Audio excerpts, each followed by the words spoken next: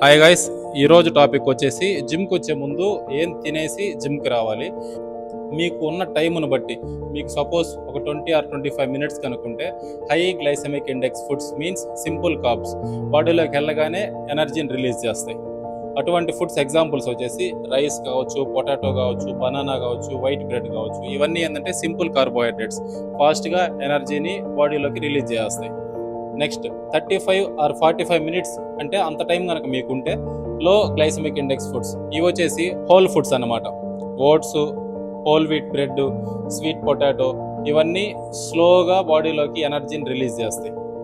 లేదు ఒక balanced meal మంచిగా ప్రోటీన్ ఫుడ్ తీసుకోవాలనుకుంటే బిఫోర్ 1 hour మీరు తీసుకోవాలి. ఇందులో కార్బ్స్ ఉండొచ్చు, ప్రోటీన్ ఉండొచ్చు, ఫ్యాట్స్ ఉండొచ్చు. వీటిల్ని ఒక బ్యాలెన్స్డ్ మీల్గా మీరు తీసుకొని 1 hour గ్యాప్ తీసుకొని వచ్చి చేశారంటే గట్టిగా మంచి రిజల్ట్స్ మీకు వస్తాయి. అట్లా కాకుండా